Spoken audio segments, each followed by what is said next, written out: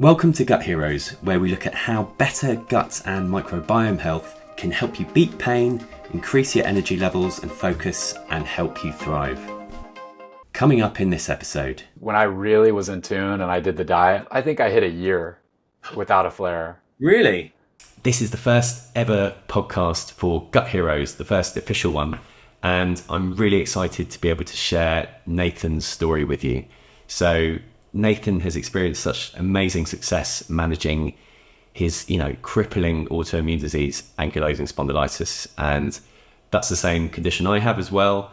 And it's just, as you heard from that clip, it's incredible to see how he's managing this. And he's doing it almost entirely through, he is doing it entirely through gut health management and lifestyle. So this is really fantastic stuff and a great way to kick off the podcast. If you are short of time, then I put timestamps so you can jump to the relevant point. And I'd love to hear some feedback. And if you have any ideas for Gut Heroes, or if you have your own success story to share, please do get in touch via gutheroes.com. I'd love to hear from you. So hello, everyone. I'm here today with Nathan Mennel from Kansas, and we're here to talk a little bit about how Nathan manages his autoimmune condition, ankylosing spondylitis. So if you're new to this video channel and you want more information about gut health, autoimmune conditions, or ankylosing spondylitis, I'll put a link in the show notes below. I've got lots and lots of questions that I can't wait to ask Nathan. We're going to dive into what he's found works for him and what doesn't, what he's interested in right now as well, and what are some of the things he's looking into. But before we get started, I just wanted to say a massive thank you to Nathan. I feel really inspired by you and lucky to have met you. We didn't actually know each other until a few weeks ago, but your positivity and thirst for knowledge and your drive to try different things to overcome and thrive with this is just fantastic.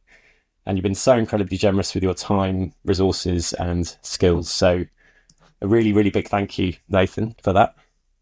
Thank you. Oh, you're a friend of mine now. I love talking with you about this, and it means a lot to have somebody to bounce ideas off of with something so personal to us with ankylosing spondylitis and all this autoimmune stuff. Brilliant. My Kansas brother. Yeah. We'll start with quite a sort of fundamental one. When did you first start experiencing autoimmune symptoms, and what were they? My first symptom was inflammation in my right eye.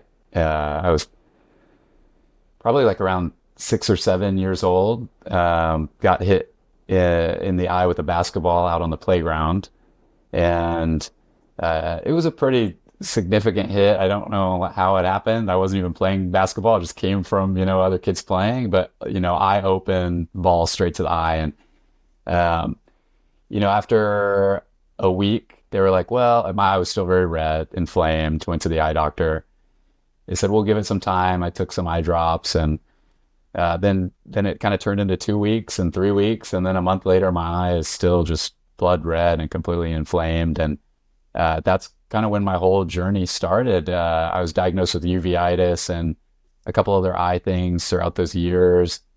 And then as I got older, around middle school, I kind of developed other symptoms that led more down the rheumatology path. But that was my very first symptom, the eye thing.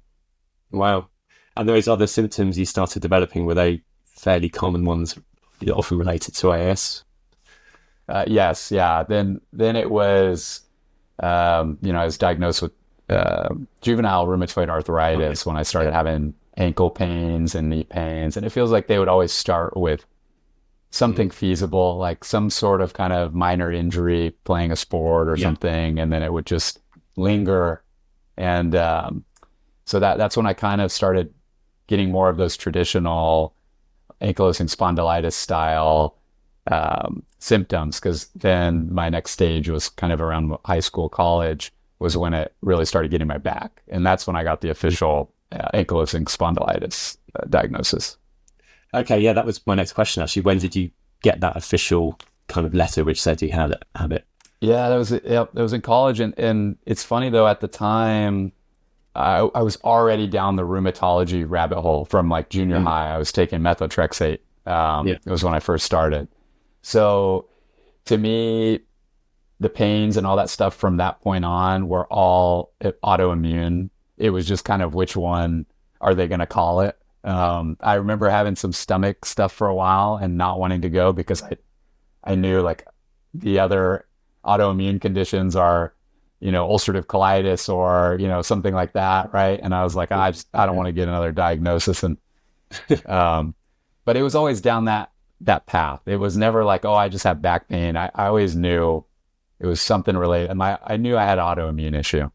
That's interesting. Do you think that was partly because you were looking into this stuff yourself? You sort of, had the curiosity to read up on it. Yeah, I think so. And when I was younger, it was just that I happened to get in that path of the rheumatology. I don't know, maybe it was a little easier to get there because the eye inflammation is a little bit more odd than the typical injury, like or a back or something. It was, I don't know if that's kind of the inflammation of the eye maybe was just a tighter correlation to something with an immune response. But, my doctors were clued in pretty early and I've always kind of been on that track.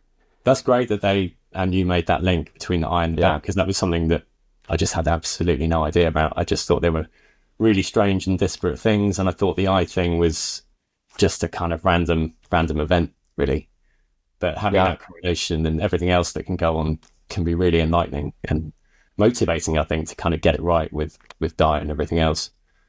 Yeah, I'm surprised about the eye thing as well. And it's always been one eye, thankfully. And even that, I think, is, I remember hearing from one of my rheumatologists that alone is kind of a common thing, that sometimes people with AS have issues with one eye. So odd stuff that are correlated. Yeah, we were talking about this in a previous interview, and we'll share the link to that. But it's the same with me. It's just the one eye I get, and it's such an odd thing. And it was a bit like yours. Mine was a stick in the eye rather than a basketball. But it's so weird that there's almost that memory that the immune system's kind of on hyper alert for that region. Just so interesting, isn't it? Amazing. Yeah, when you told me you had the eye thing too, I couldn't believe it. Yeah, it's wild.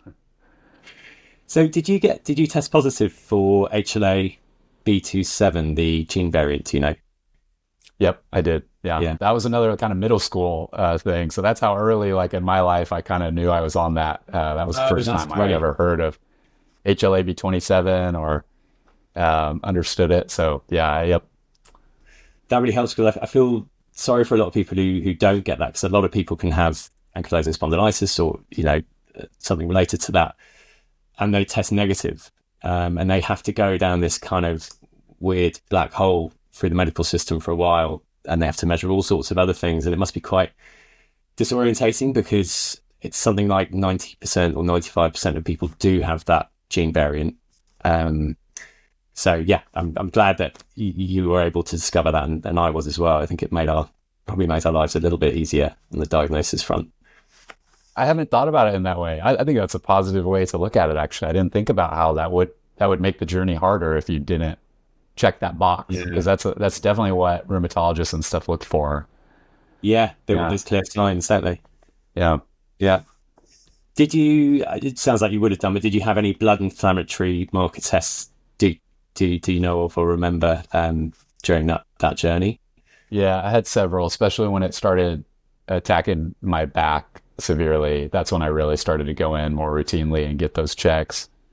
I had one odd encounter that kind of led to me looking for other ways I could help myself outside of the kind of traditional rheumatology route, which was I had a really bad flare and went in to get my inflammatory markers done, and they came back fairly regular. Like Really? She was very surprised, and that shook my confidence in it a bit. Well, a lot. I didn't know why I was feeling that way and didn't have the results from it, but that was just kind of a weird side story. That was my last kind of memory of the markers, but I would get blood tests done, and for a while it was on track with how I was feeling.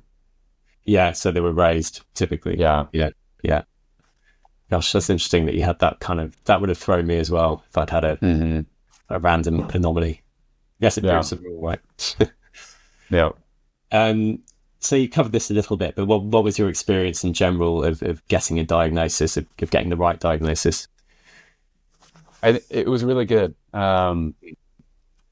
It, it gave me a path towards relief. That was the biggest thing. It gave me a path towards medication that would, was actually giving me some space and some relief from symptoms. And I think that was the biggest thing, because had I not got the diagnosis, I think you can go down. There's a million routes you could go down for pain relief that don't really fit in and really relieve symptoms of ankylosing spondylitis or autoimmune. Even though pain is pain, it's odd. It helps to have some sort of medication or program that's dedicated to your specific kind of root cause of the pain.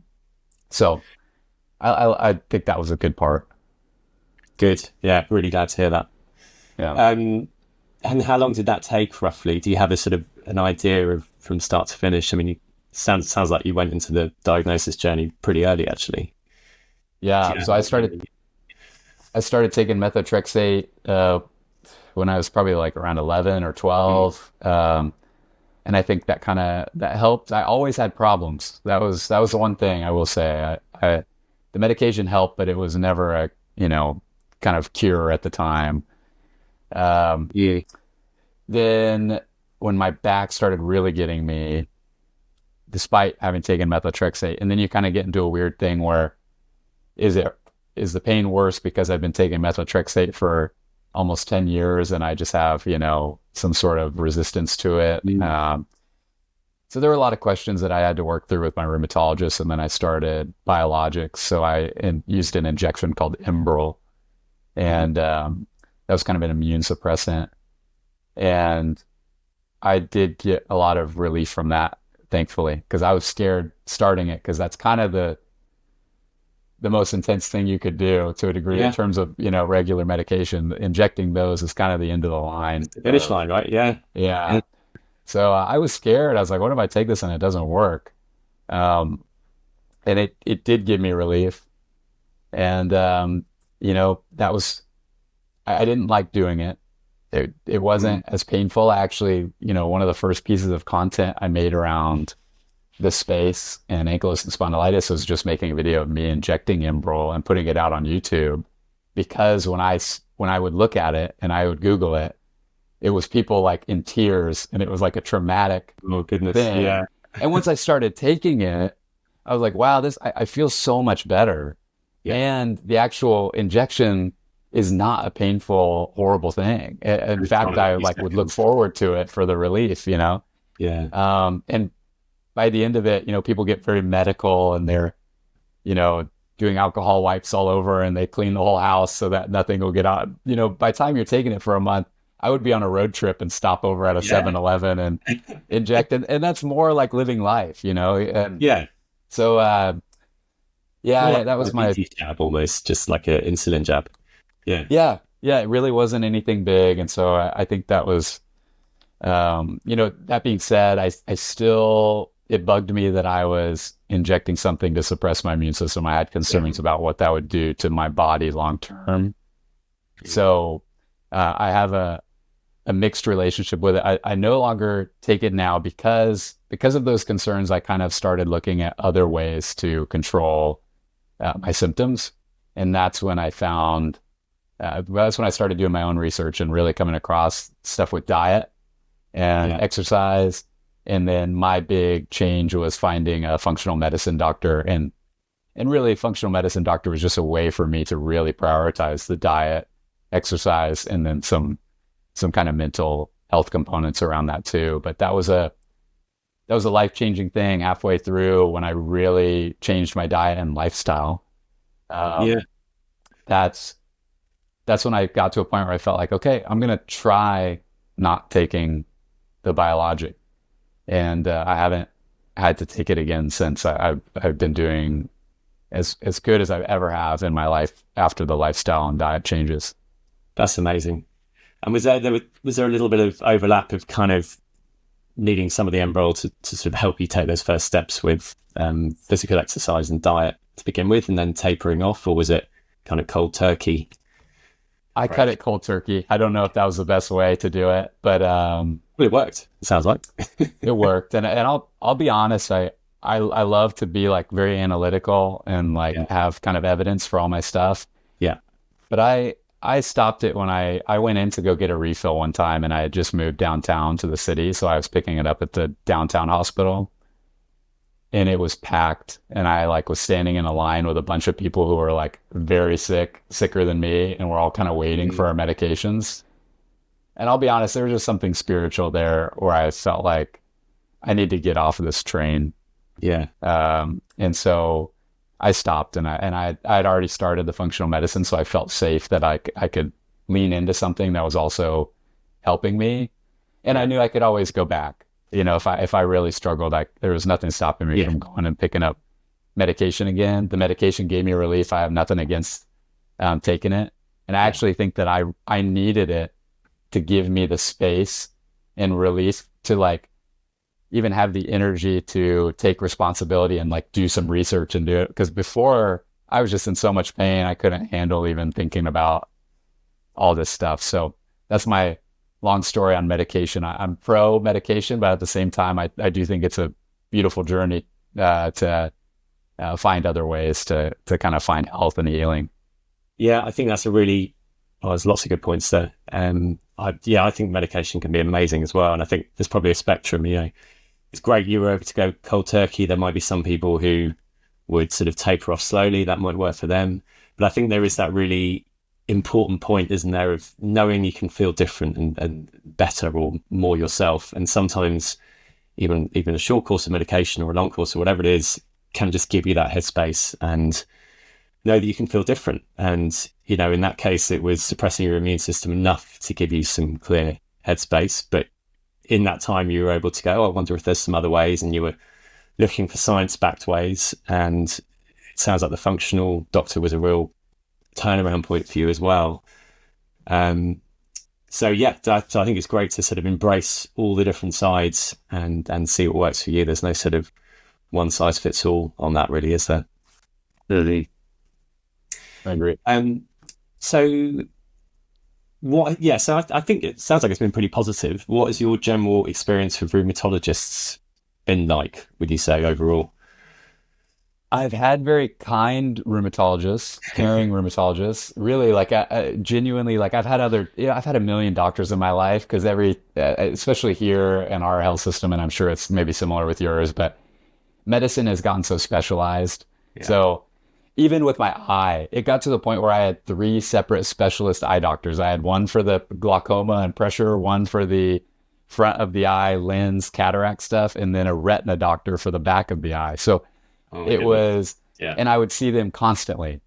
Yeah. And, it's kind of similar stuff with, the rheumatology and all that. I had some doctors in my past that were, that weren't great or I didn't feel a connection with, but the rheumatologists, thankfully, all of them were like, I felt like we're teammate and we're trying to get me Yes. better. That being said, now that I know what I know now about the things that really impact how my ankylosing spondylitis or autoimmune issues feel and what I can do to find health, it, almost none of that was brought up with my rheumatologists. Yeah. I don't think they never really asked me about my diet. There was no real questions about lifestyle. I think they saw me just as a young man and assumed that, there was absolutely nothing that could be done other than like finding the best medication. And so we've talked about this before. There's no I have no I don't know, no negative opinions on rheumatologists in general, but I do. Mm. It was a good example for me that the system is geared towards one solution, which is almost like an emergency room, really, even though it's a Mm. traditional hospital and doctor. The goal is, hey, you're in a lot of significant pain. Let's go through our medical research and find the medication that will make you Yeah. feel the best right now, which is great to get out of that like emergency mode, but it is not a long-term fix in my mind. Yeah. So they're kind of doing you felt they were on your team and they were doing the best with the resources they had or knew about. But it was kind of looking at that end symptom. How do we stop that end manifestation in the now rather than taking a step back and looking at it a bit more holistically and going, maybe Nathan's whole immune system's out of whack and maybe it could be this, that, or the other. And I think that speaks to how a lot of medical systems are set up globally, actually, isn't it? We've kind of specialized into everything. We've got so deep into very specific labeling and disorders and how we treat them and specific drugs for everything, that's kind of incredible in one sense, but it can be really difficult in another because it means you go down that train and you never deal with the root cause. That was it. And when I went to my functional medicine doctor, hearing the term root cause was new to me. Even just like addressing that. I hadn't had that experience with the doctor before. And so it was really eye-opening to me. And it made sense. And the analogy I've used with my fiance, she's been very involved in my healing journey. She went with me to that first functional medicine doctor. I was really struggling at that time. The analogy that came to my mind was it's like I'm showing up to like a tire shop, like with my car with a flat tire, and they're looking at the tire and they're right, they're the experts, and they'll say, hey, we can use this kind of patch or whatever, and then I drive home and then I get another flat tire and I go to the shop and they patch it another way and then they patch it another way, and then pretty soon they're like, wow, you have a tire problem, like we need to duct tape this tire all around and put different rubber on it and do all this stuff to the tire. And the whole time I had a bunch of nails in my driveway. Yeah.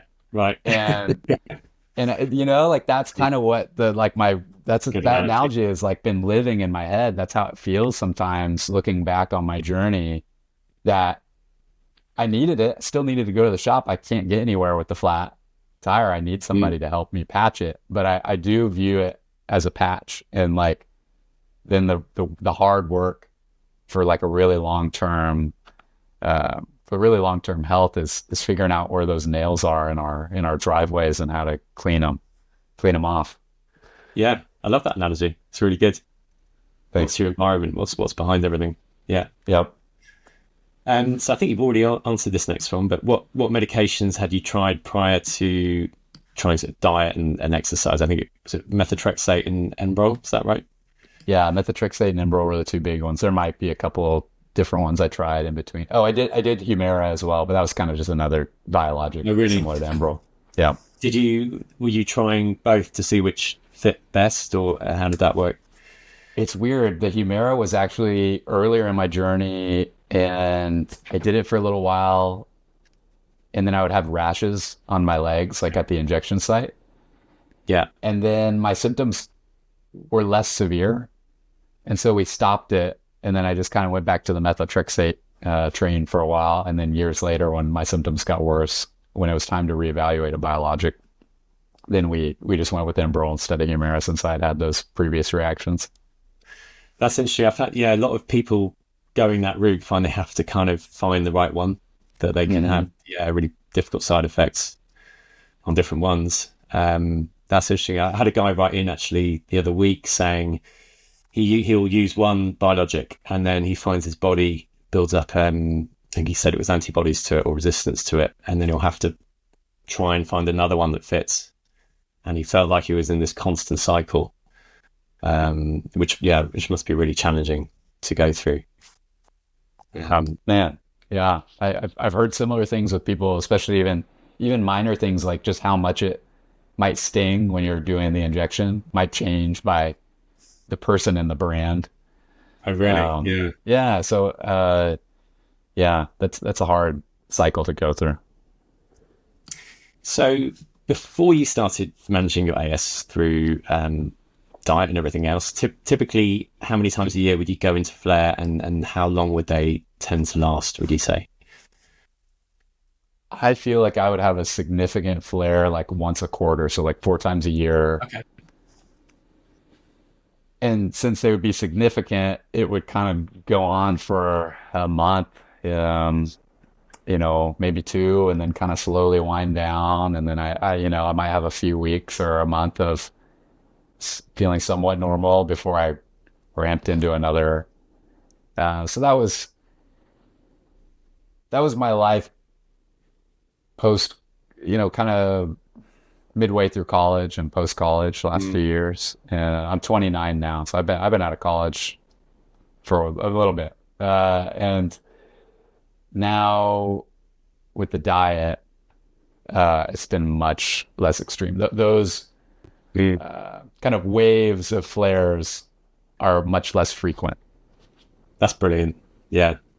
It's interesting when you said that about the frequency. I think that tallies pretty closely with mine. I think when I was in my 20s, it was, I think maybe between 4 and 6 times a year. And then in my 30s, it ramped up to, well, depending on the year, but between sort of 8 and 12.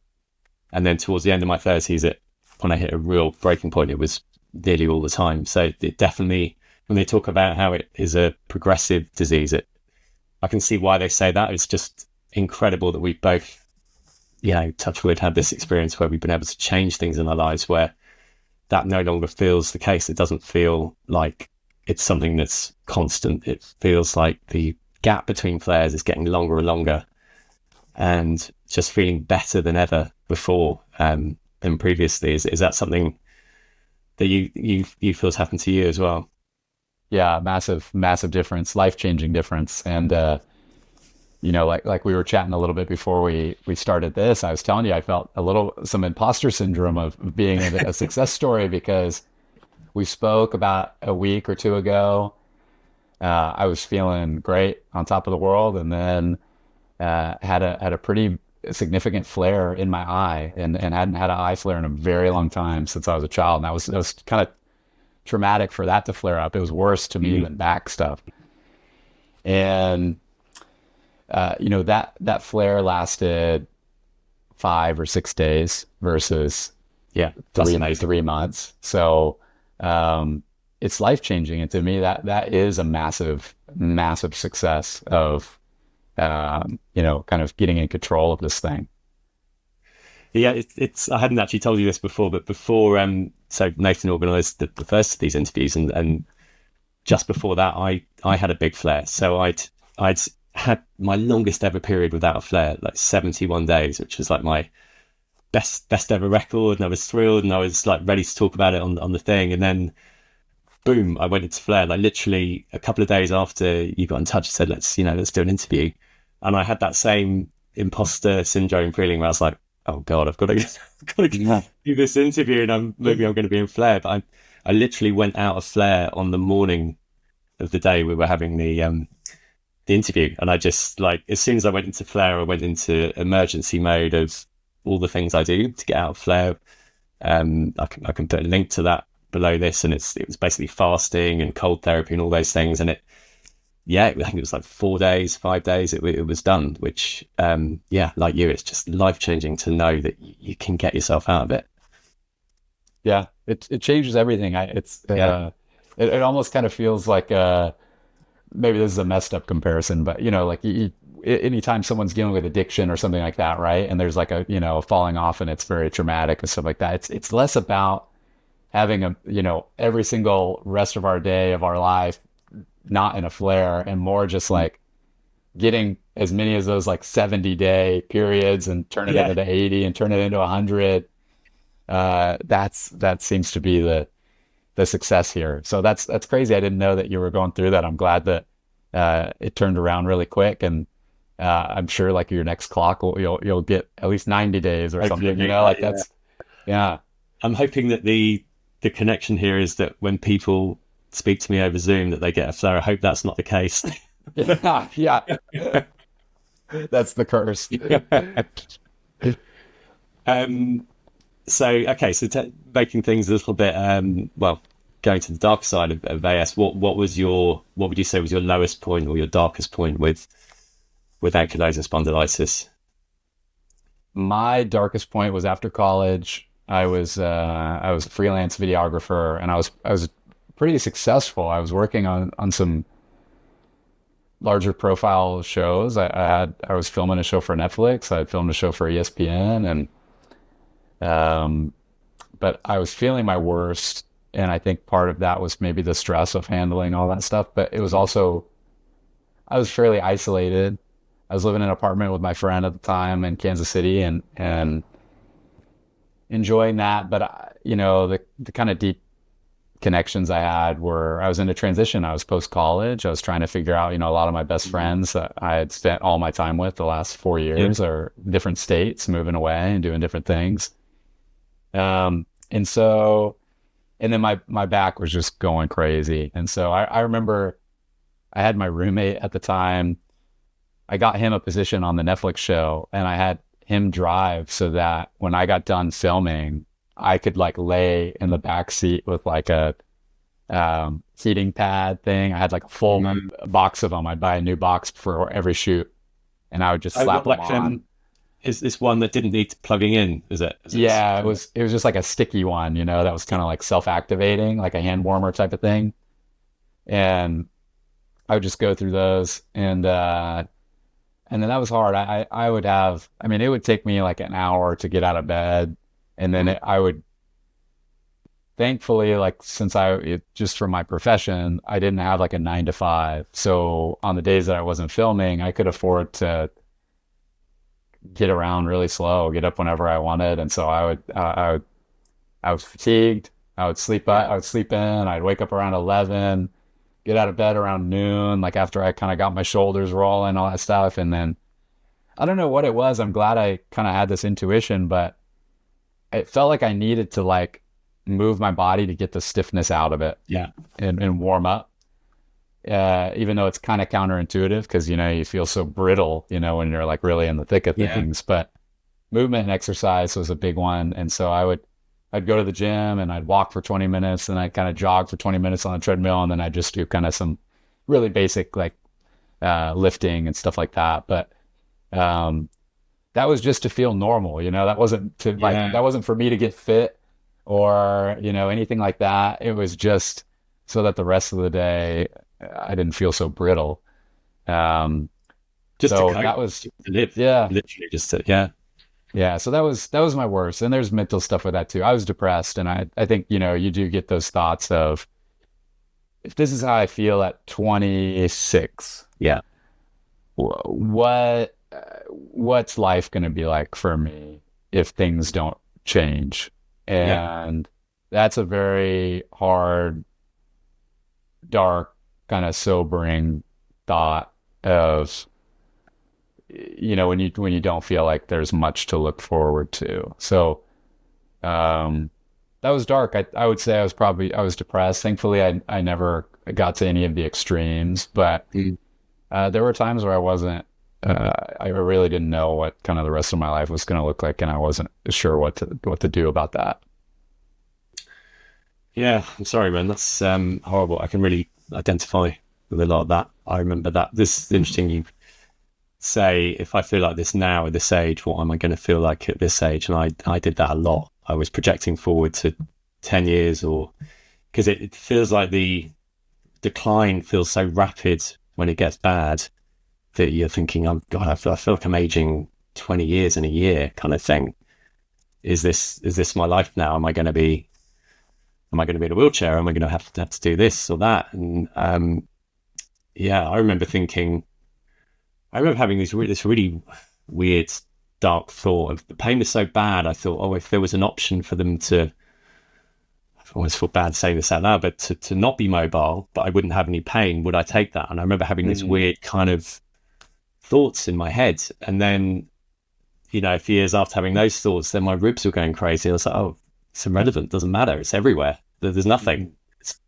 And I thought it was kind of climbing slowly up my body. So it can be really scary when you don't know what it is, and it's just progressing and progressing and progressing, and a horrible thing. And I'm so thrilled you out. I'm so happy. For both of us, and I feel very thankful. This feels very meaningful to have these types of conversations, because I would have felt, even if the pain was kind of still with me at the time, I think I would have felt a lot more hope and better because of it, having known that, Tommy's out in London dealing with the same thing.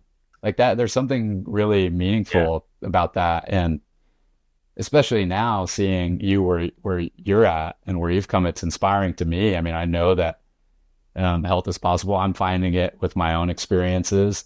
And in a way, it kind of I like how we've met because it's verified. Like I was doing my own thing without knowledge Yeah. of the specific starch-free diet. Right? For me, I found paleo, which is very similar, and having these things, and then now getting to know you and your story, then crossing over and being like, wow, those things work for both of us, and we had very different. Um, we weren't trying to chase each other's journey. We were on Yeah. very separate ones, and it turned out to be true, and that was very cool. But for anybody, like, that's why I reached out to you in the first place with Gut Heroes. Is it was nice to see a resource and find a person dealing with this that found success and that was positive. And because some of the rabbit holes I went down when I was really feeling bad, like, what are other people dealing with? It was just other people as bad as me or worse off, and it's a Yeah. tricky thing to navigate. That's a really hard thing to navigate. And I try not to use social media that much actually, because I find it doesn't help with my head, just the way I'm Mm-hmm. wired or whatever. But a lot of the initial groups I joined were full of really lovely people, but there was a lot of people talking about suicide and a lot of people just leaving posts going, when will this end? Or I just wanted to stop, or just throw me in a river.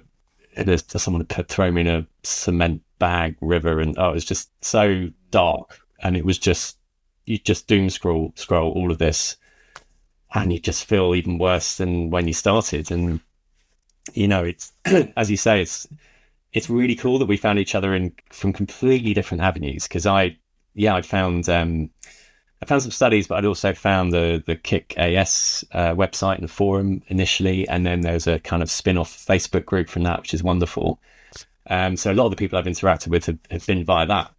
That you've come completely your own way, completely separate to me, and we've both had success doing a huge range of crossover things, which is just really exciting and heartening. That it's not, some people go, oh, maybe it's psychosomatic, or, you're all in this tribe following this thing and you're egging each other on. But actually, we found our own paths, I think, and other people have found those paths as well. But it's great to meet someone doing it your way and my way, and it's crossing over and we can all learn from each other.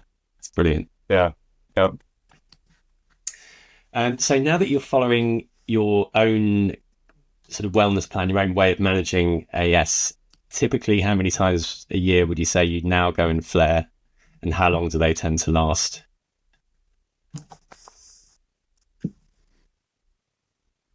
Man, I had a really good run without a flare before this last one. Yeah.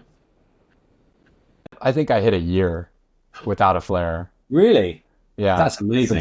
since the functional medicine stuff. Yeah, when I really was in tune and I did the diet and I started seeing, because it's never perfect at the start when you're changing your diet and all that. Like, Yeah. it's a change in your lifestyle. You're taking steps, and then you're gonna have, 1 week where you get a few meals that aren't perfect, but you get enough to start feeling the difference, and then you start getting kind of hooked, and you take it more and more seriously.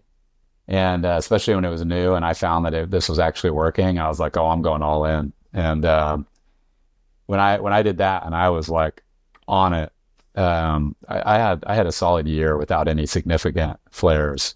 And That is then brilliant. So good. yeah, and then since then, hey, like I told you, I just had that flare. I definitely, I've had one instance of the back thing, because I've probably been like, since that 1 year, it's probably been like a year and a half since that year stretch, and I've had probably two flares, two or three. But the big significance is they last a week Yeah. versus a month or two, and so that's massive. That is incredible. That's really inspiring for me actually, because your flare free period is much longer than mine, and I'm thrilled with hitting 70 days. So that's really good. It's good news. I think I I've got more to come. I had a good one, and now that I'm learning more about it, like I'm definitely getting more into how my mental health and stress Yeah. affects these things too. And there's just so many variables that you can't control. And there's other times where I'm human and not perfect, and I'm like, I'll talk myself into, oh, it's my fiance's birthday. Like out of all the times to eat cake and, drink wine or whatever, it's this time. And sometimes I do that and I'm just fine. And other times I do that and I get caught and then I feel it Yeah. for a week.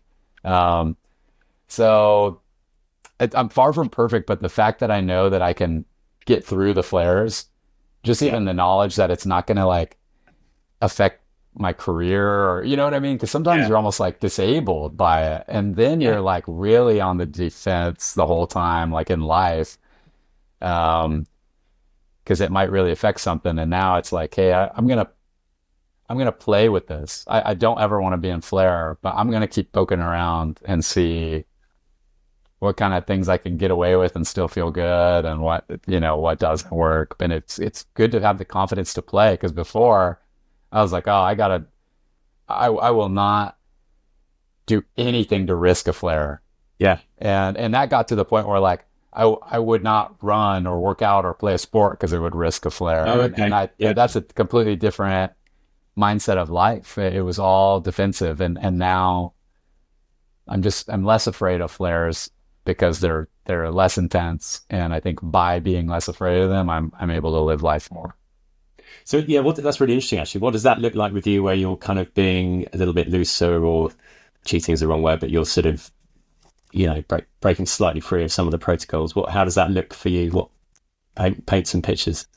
Well, I call it cheating too. I'm straight up with myself, and I admit it even before I actually cheat. But what does that look like for me?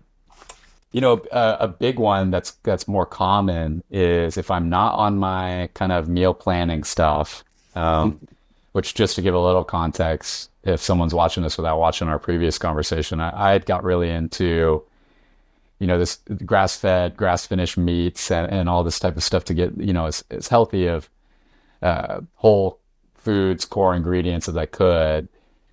And that's been a massive change. I noticed that difference.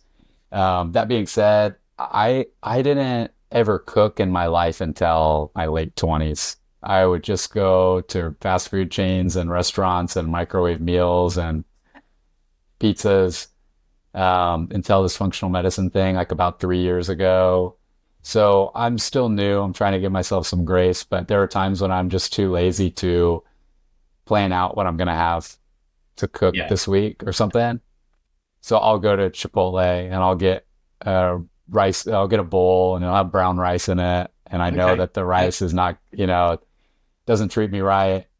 But I found that I can get away with that. The second that it becomes consistent, that's when I notice that like it's putting me like I feel that kind of joint stiffness Yes. and stuff like that. So I guess that's another nice thing too. I feel like I get more signals before a flare, Yeah. and so I get a little bit of a heads up, and I can revert course and get back on track before shooting off into some extreme flare up. But that Chipotle is my biggest cheat. I really don't drink alcohol anymore. That's the one thing I'm pretty strict on now. Just not worth it to me. Yeah. It was my fiance's 30th birthday. That was my first. I had a glass of wine with her. That was probably the one I've had the last 8 months. Really? Okay. How were you after that? Yeah. Well, man, that was a wild one. I hate to sound hypocritical, but like I was mid flare, Okay. with Yeah. with that, and that was very recently, and that was just this eye flare I told you about, Mm.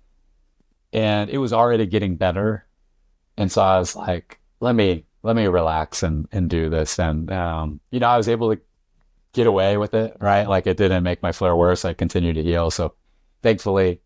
But yeah, those are.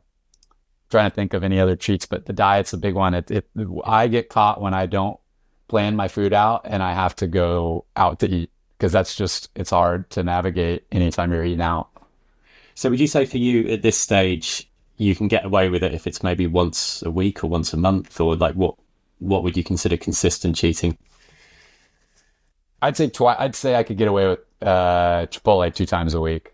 Okay. I try my best to not do that, but So 2 meals a week would be about the limit, probably. Yep. Yeah.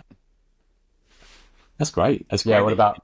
What about you? I mean, you're so like you're very analytical. I'm inspired by like I mean, I feel like you might be better about that than me. What have you found something Yeah, I think similar? Do you I have to cheat? be institutionalized. Huh.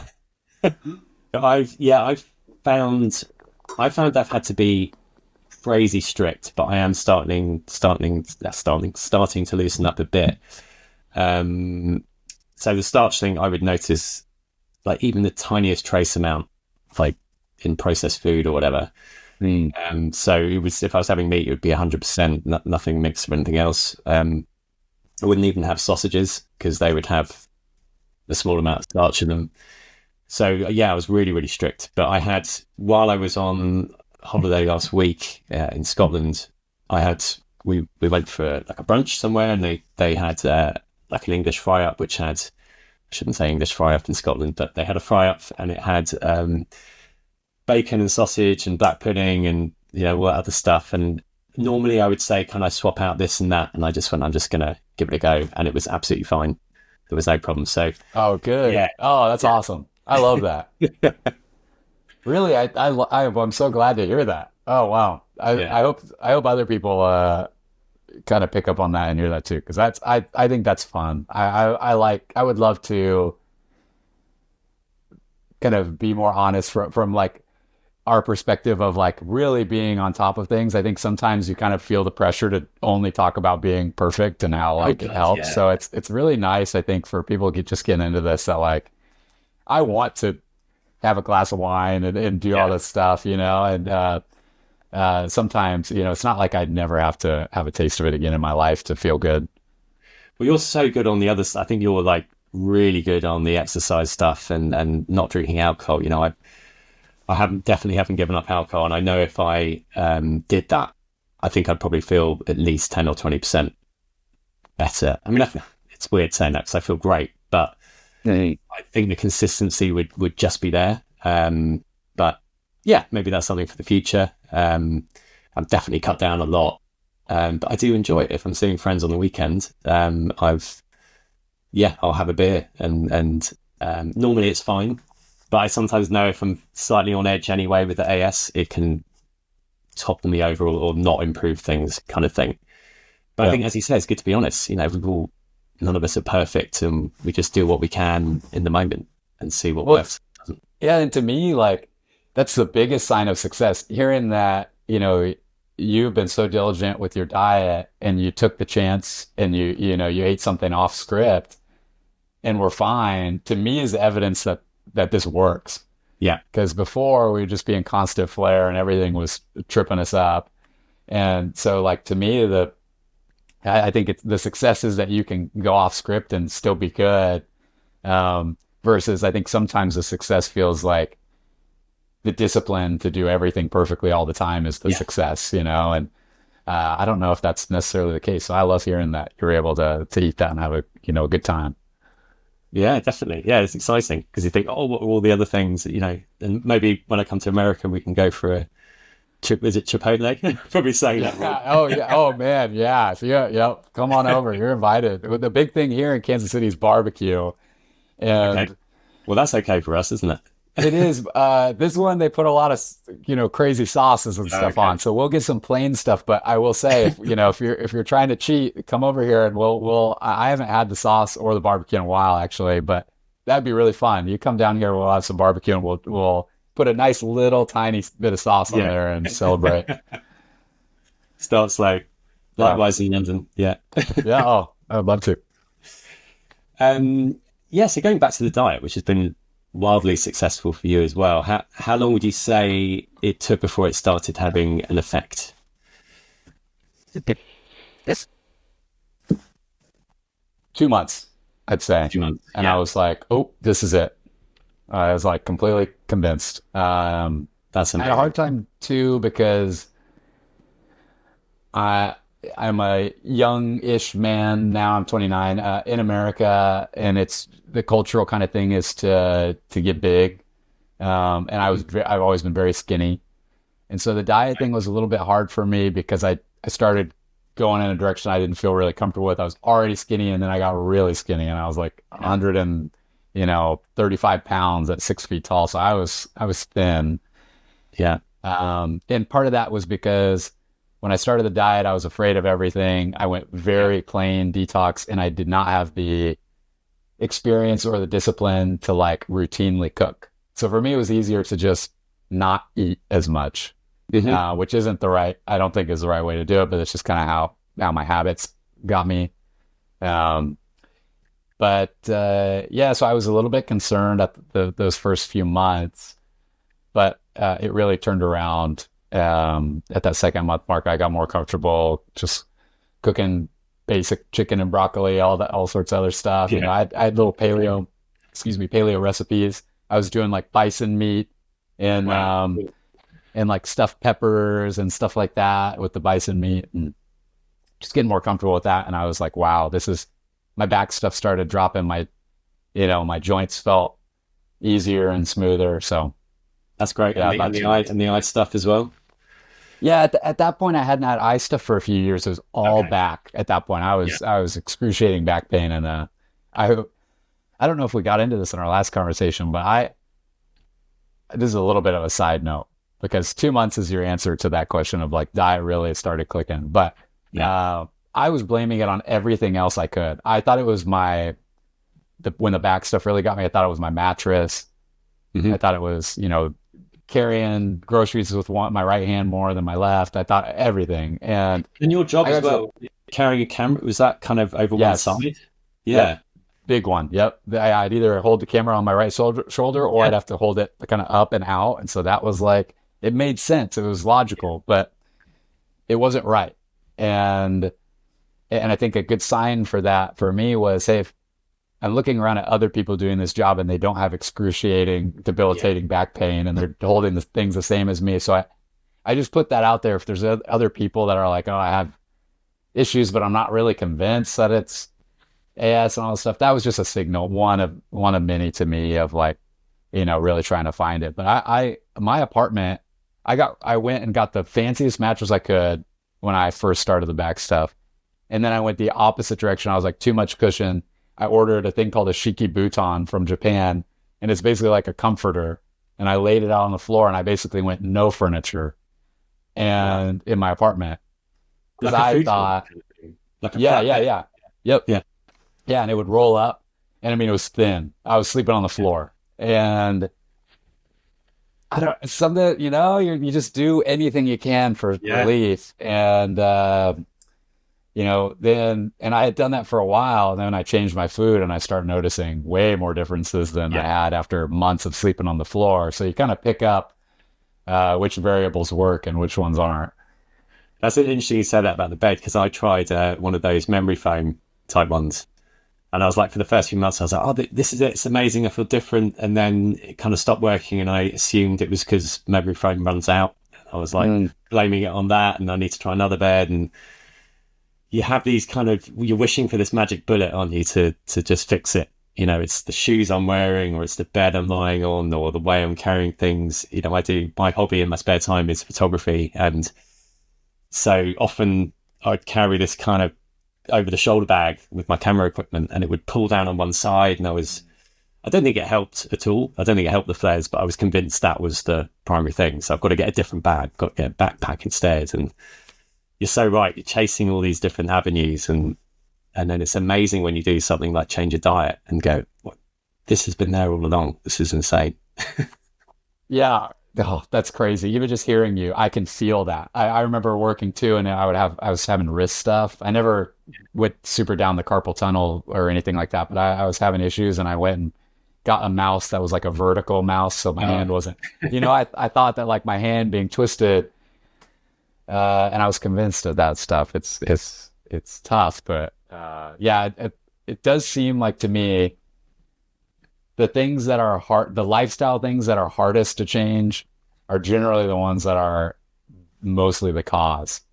You know what I'm saying? Like yeah. it's a lot easier for me to go get a new mattress or a new mouse or, in your case, like the backpack and stuff like that. But a lot harder for me to like change what I eat and learn how to cook. But that was the thing that really helped me. So I've noticed that seems to be a theme with my The things that really help me is the harder they are to implement. It seems like the more relief I get when I'm Yeah. able to do it. They're less comfortable as well, often. Yeah, Yeah. yeah. You've kind of touched on a couple of these points beautifully just now, actually. But what would you say have been your biggest challenges with the diet?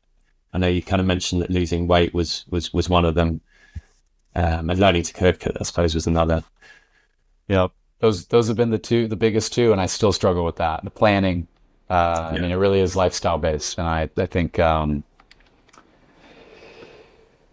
it's different too. I live with my fiance now. We share a lot of meals. She's Mm. the ultimate support system, but at the same time, I don't want to force her to eat everything I eat and all Yeah. that stuff. And one thing we've kind of been trying to work out is also all the stuff I want to eat is like twice as expensive. So that's an awkward Yeah. part of things, you know? Yeah. So she's been great and she's supportive and she's with me on that. And, but that's just been something I've had to like work out. And, yeah, the financial part of it too, like it seems so silly because like out of everything to spend money on, I mean, I really believe in that saying, we are what we eat. You Yeah. know, theoretically I should put my money there and then see what I have left over for a new computer or TV or some other kind of BS that I like. But, in our culture, it's kind of the reverse, like the groceries are the nagging, like, oh, I have to, and I better like spend the least I need to Yeah. on it. And now just my view on all that stuff has changed a lot. So things are changing. They're still challenging, but I'm learning how to cook more. I'm feeling more comfortable spending more. It's worth it to me, and I adjust Mm.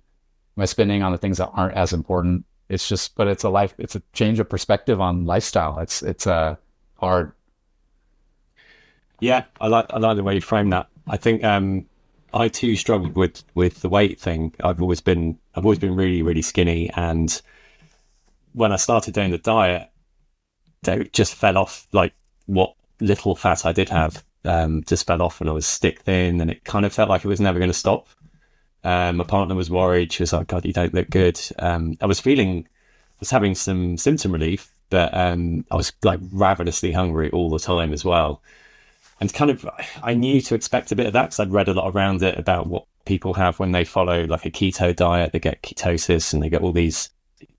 I believe your body's learning to burn a different resource. It's burning fat rather than carbs, and that's an adjustment and all these different things. But when you're in the moment, it can be quite different and strange and scary. And I think a big part for me was realizing that when we traditionally were eating prior to this diet, I don't know about you, but I would have maybe some protein on there, then I'd have a big chunk of carbs and maybe some veg, and that would feel like a kind of rounded meal. But you're suddenly taking away the carb element, which was actually the bit that was filling you up. That was the bit that was making you feel satiated. And it's easy to slip into a mode where you're just making the same meal without the carbs. So you're having the same amount of protein and the same amount of safe vegetables. And that's not going to fill you up. You're going to have to up your game on the other two bits to make up for it. And often that looks like a lot more. And that's quite a hard mental leap when you spend 10, 20, 30 years always having the same types of food and same portion sizes. You're having to completely rewire and reconfigure everything. And it's challenging, I think. Yeah, I've noticed that too. That's funny you say that thing about being always hungry because Yeah. I feel like I'm still there. Yeah. Man, I could eat I could eat a steak every hour of the day. I feel like I'm struggling with that at the moment of Yeah. especially when I make something not like when I make. I mean, everything I make is really clean and like on diet when I make it at home. That's the other big lifestyle change. Like, and that makes it easier to cheat because I don't have pasta. I do not have rice. I don't have any of this stuff in my house. I can't use it. I don't make it. I don't want to. And that just naturally puts me in a mode where my most of my meals are clean. And I think that helps a lot. Because if I was like if my cheats were happening right next to like where my regular clean meals are, that'd be a harder line to divide. But for me, cheating is like, that only happens outside of the house in a way, been very rarely. But uh, hopefully that doesn't get taken out of context. But uh, I'll to go back to the hungry thing though, I do still struggle with that because if I make a clean meal, like if I cook a steak and we talked about this before, like, and I don't put a bunch of crap all over it. I just have like a nice clean steak and some veg. We'll barbecue it too, like out in the back. It's awesome. I'll want three more. It's hard for me to eat that and just feel satiated in a weird way. So I don't know what that is. And maybe that's a side effect of just kind of what you described of like, it's just it's a different visual because it's not a loaded plate of pasta that's like a mountain, or a big bowl or whatever.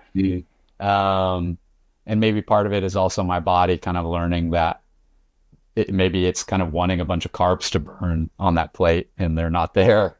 So I don't know what that is, but that's something that I've found. The thing that's really helped me, and I think I've only had this relatively recently, is, well, one I've been doing longer, but the intermittent fasting, so just doing 2 meals a day, lunch and dinner, was a massive game changer. I weirdly feel less hungry for having less meals. And also cutting out snacking. Like when I was snacking, I always felt hungry. And I think there's something, I was listening to a podcast about this, like a gut health podcast, and they were talking about how when you're snacking, your body's kind of preparing itself to digest things, and it's kind of like a bit of a vicious cycle. So if you can have what you need to eat in the moment when you need it, and get to that point where you feel satiated, it can be really helpful. And often I'll have a meal, and then I'll like have a load of snacks immediately after, so I just include it as one big meal, and then I'll feel fine until dinner, kind of thing. Oh, that's smart. I'm gonna play with that. For a few months I was fasting till I would do only fruit until noon. Okay. That was like another kind of diet I had found that seemed popular, and so I'm always testing. But now just the other day, my fiance was like, "You look like you're losing a little bit of weight," and so it's always a mind game with me. Now I'm back to like trying to fit a third meal in, but there's nothing that says I couldn't do the fasting and then just put more calories and pack them in those meals later. But the fasting's interesting to me. That's the next step in my diet journey, I think, is to really play around with that. Have you tried macadamia nuts? No. They are I'm obsessed with them. They're just so delicious, and they seem to be filling, and they work as a kind of, if you are going to have a snack, they work as a snack. But if you want something to kind of fill you up after a meal, they're great as well. And I just buy them they're quite expensive, but if you buy them in bulk, you can buy like them in large pieces, and then you just put some oil on them and some salt, and then just roast them.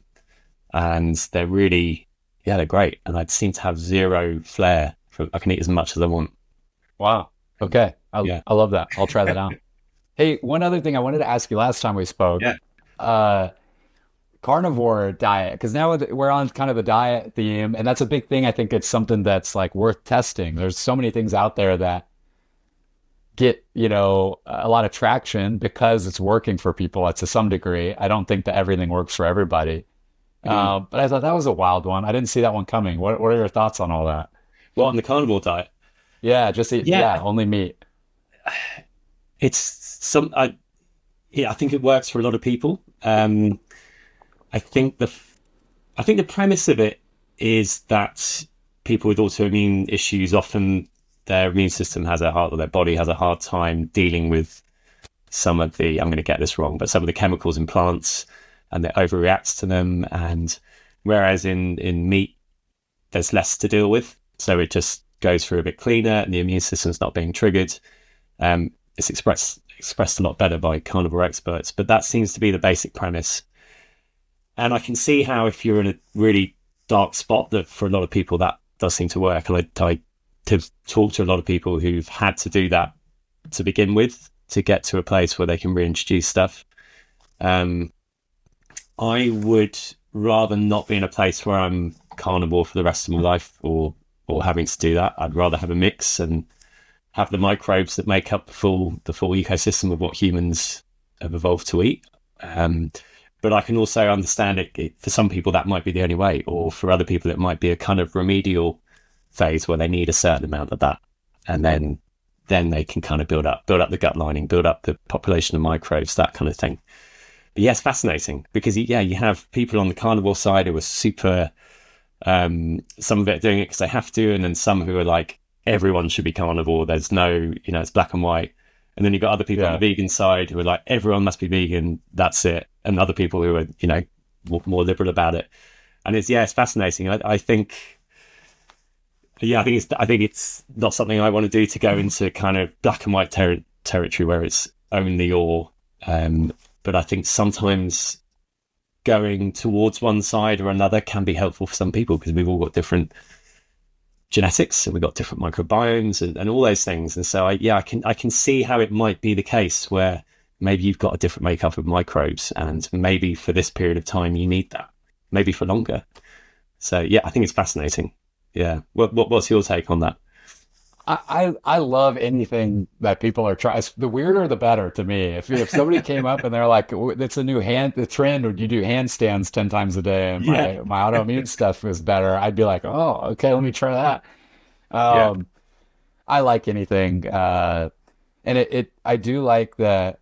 There's always something to take away from it. I agree with you. I don't want to do it. I don't want to only do carnivore. But at the same time, it made me a lot more comfortable with red meat, and going down that rabbit hole a bit. I did learn more about the nutritional aspects of it, because the wave here, at least in the US, especially like on any sort of Netflix health documentary, is to not eat any meat ever almost. Yeah. And I fell into that. And the first diet thing I tried for my ankylosing spondylitis was to go vegetarian. And I was vegetarian for just under a year and a half. So I give it that's a solid run for a diet. Yeah. And I still had a bunch of issues. And like looking back, I know why, like there's a lot of ways to eat vegetarian. It's kind of a broad spectrum of things that just, is only not meat. There was so much starch or gluten and stuff in my diet. I mean, it was actually predominantly that. Like in the ideal world, vegetarian would be veggies, but I think lately vegetarian is just not meat, and it's vegetarian nowadays almost means a ton of pasta and rice and all this other stuff. So I don't know. I try my best not to identify with my diet or any other diets, and I do like hearing other things coming up and just learning about like nutrition. I think it's interesting to dive down those wormholes. I try and look at some of the extremists on that, because I think they often have some really brilliantly valid points. I think sometimes they don't always look at the counterpoints, but that's fine. We can pick and choose what we want to research more, can't we? And I think it does come down to the fact that we're all different. And I can think of friends who are vegan, who are super healthy, loads of energy, kind of glowing skin, look amazing. And I can think of loads of people on the Facebook, low starch group I'm in, who really great people who are literally running marathons and, doing weightlifting on a pure carnivore diet. Hopefully I'll be able to get one of those guys on here. It'd be interesting actually. But the different strokes for different folks. Yeah. It's amazing. It's fascinating to dive down those wormholes. Yeah. And we talked about, kind of the traditional medical route with rheumatology and all that. The options there are Humira, Enbrel, methotrexate, like those are the hopeful options. And I would see marketing materials for that stuff, but I was never seeing people online being like, "Oh, I'm Humira 100%. I'm running ultra marathons and like everything's just like great." Yeah. And I think, no shade to the pharmaceutical company, I got a lot of relief from that. But I think when you start looking at these other avenues and diets and all that, no matter what you choose, it's so powerful and hopeful to just go into these kind of communities and see other people dealing with autoimmune diseases and ankylosing spondylitis. And they're trying a million different things. That's kind of their reason for finding a solution. And that's like hopeful. I love it. Anytime something new pops up and somebody's like, "Hey, this really helped me," or this cured me, or whatever their perspective is on it. To me, that always gives me hope, even if even if I don't adopt it, I'm still going to look into it and I'm going to pull from it whatever I can, because I think it's awesome. Yeah, I love that. And I think, yeah, something when I was putting together some ideas for diet plans on Gut Heroes, I really struggled to get one that fits every eventuality, because there isn't, because you can't have one for everyone, because we are all different. And often it would come down to, if I really, really stripped it back, it would pretty much just be starting off with protein, with meat kind of thing to begin with. Because you have all these other, I don't know if you've looked down these wormholes as well, but you've got oxalates and I'm going to pronounce this wrong, salicylates, histamines. You've got all these sulfites, all these other things that can be triggered by certain foods. And it's an absolute minefield, because if you do a crossover of all the lists of foods that can trigger symptoms, you're left with like a couple of things, which is why often people just have chicken and broccoli to begin with. And I know like loads of people just had that for months to get to that first stage of healing, and then they could, reintroduce some other things. But it's crazy. Yeah. So what would you say, I guess taking a little bit of a step back, what would you say your top 5 protocols that you use for managing your AS at the moment? Number 1 would be managing stress.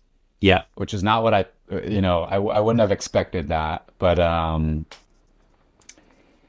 that's a big one. It's just been this disease is also kind of a teacher to me, and I think, like I was telling you about my last flare, that was completely stress induced. I had been pretty clean on my diet, all that stuff.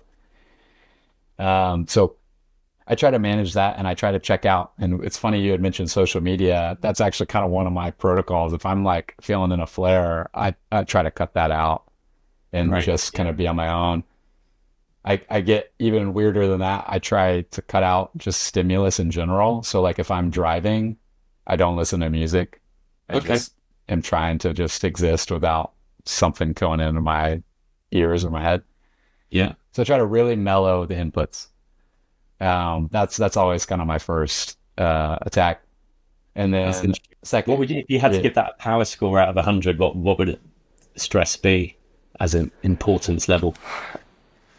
Lately, it feels like it's like my next chapter in healing. Like it's a big one that I haven't paid attention to. So at the moment, I mean, I would say that's like 50% of my, my issues, my flare. And then if I broke it down, second would be the diet for sure. Mm-hmm. That's a very close second, because if I were to just go off the rails and not care what I ate, that would be a disaster. That flare would, go from a 5-day flare to a month-long flare if I just kind of kept fueling it with some of the food we know that does that. And then my third would be exercise. That's been a big one for me. And it's another really hard one to navigate with this, because if you're not feeling great, the concern is that you'll injure yourself or you'll feel worse with the exercise. And even today, after, I've been doing, another thing I did after functional medicine was I was like, I'm really going for it. Like I'm going to like call my own mental bluff of like things I can't do. And so I started up CrossFit, and it was kind of a slower run. I would do once a week, twice a week. Now I consistently go 3 to 4 times a week. I would love to get into a mode where I'm just like every day up in the morning doing a CrossFit session. But that's a big one for me. If I fall off, I'm going to get back on the train. And it's a hard one, because you show up to that class and you're going to have a hard workout. And I needed that. Like I'll say, like if somebody's struggling in the fitness stuff, the group class thing for me was worth the world. Like I did not want to, at first I did not want to pay. And the group part of it was even more intimidating. But those have been the best parts to me, because one, when I'm paying for the group class, I can't just show up whenever. There's a certain amount of times a day I can sign up for. Mm-hmm. But then I also don't have to come up with the workout plan. That's massive. I show up there and I have a list. I have a protocol. Somebody else has made the protocol for me. And they're also thinking of the other things that I may have done that week. It's to alternate, so you're not just working your shoulders out every day or whatever. And um, so I paid good money to be there. I have the stuff listed for me. All I have to do is show up. I don't have to come up with any other things. I don't have to YouTube a Yeah. video and see how to get bigger biceps or whatever. I just show up. Somebody else figure that out. And then that community aspect of having people around. Yeah. I want to show up to see them and to be around them. And maybe there's also a self-conscious thing of I don't want to be the guy that shows up for two Yeah. classes and then disappears forever, like which can be a good thing. So yeah, third is that I think in it sometimes I get to modes where if I am flaring, like with the eye, for instance, right? I didn't have it in me to go do CrossFit with my eyes completely blown up and red Fair and I'm enough. having trouble Yeah. seeing. Um, so I tried to get back on my stretching. And so I have an app called Flyability. It used to be called ROMWAD. And it's a very chill, like yoga mobility Mhm. app. And so it just cycles through some yoga poses, longer holds, and it has some nice kind of chill music. So I'll get back into that. And That's great. Yeah. yeah, so that's three. If I had to pick two others, the last two are hard and kind of change. I'm trying to think. Getting outside, major, Yeah. no matter what the weather is. That would definitely be probably number four. And number five would be like community. Mhm. So I would like I think I being around friends, I notice impacts things. Yeah. In fact, I have memories in college of having a pretty bad diet and drinking beer and stuff that I would never do now, but feeling pretty good. And I was just so connected. Every day I was around my friends, seeing my friends, talking to them, kind of. And I think that Yeah. had a really big role in how I could have felt good when not doing some other things that I know, like going against diet, stuff like that. I think they're all variables. So if I'm really feeling it, I try my best to get out and at least go on a walk with my fiance or call a friend up or try to go to some hangout. Yeah, I like that. I think it's so important, and I think it's often overlooked the social aspect. I've got a friend, a really smart guy, and he's an engineer by trade, and he's always said to me, I've figured it out. The answer is the network. It's all about who you have around you, who you have supporting you, and it's keeping in touch with those people, and that's it, and that's what makes him happy. And I think to an extent that is a really massively important part. And I think even those of us who are, I would classify myself as maybe more on the introvert side, I still need that human contact. And my friends are so important. And sometimes I might not feel like going and seeing them, but when I see them, I feel recharged, and even the AS symptoms can loosen up. And yeah, so important. Because I think with AS, you can go into a dark place and you can isolate yourself. Yeah. Yeah. And this kind of is, I've had a very deep thought about this, which is I kind of almost wonder, are we similar to cells in our body, but like humans being almost the cells to Earth. And what happens in our bodies is if a cell starts having trouble communicating with other cells, it becomes sick. And Yeah. it either becomes cancerous or it kills itself off. And I think there's almost like a kind of metaphysical kind of analogy there of like humans being cells around us. I feel like that's a big part. Yeah. Loneliness often leads to, we see a big increase in dementia and all sorts of things in older people. Terrible symptom of the modern world where people are just, where we used to live in communities with families and stuff. And now people tend to go into homes and they're on their own, then understimulated. And then we're seeing this massive increase in degenerative conditions. I remember reading a really, really cool study, and they took the brains of nuns. I don't know how they got permission for this, but they looked at them after they died. And these were nuns who all were perfectly kind of cognizant, and they were able to do everything, a normal person would be able to do. But they found like a massive proportion of them had Alzheimer's and dementia, but no symptoms at all. So they had this technically in their brain, but they were functioning as if they didn't. And they believe it's because of the community effects and the routine they had in their life and just being around people all the time. It stopped it from becoming something debilitating. Very That cool. blows my mind. Yeah. Yeah. Wow. I believe it. Wow. I can't wait to look that up. Yeah, Now I'm I'll all share a link. inspired to. Yeah. Oh, I can't wait. I've heard similar stories, so I love hearing. Wow, that's amazing. Yeah, it's pretty cool. Are there any other sort of weird and wonderful things you've tried to help with stuff? I know something we mentioned in the previous interview was the nose blocking up your mouth when you sleep. Yeah. Yeah. Mouth taping. Yep. Yeah. Um.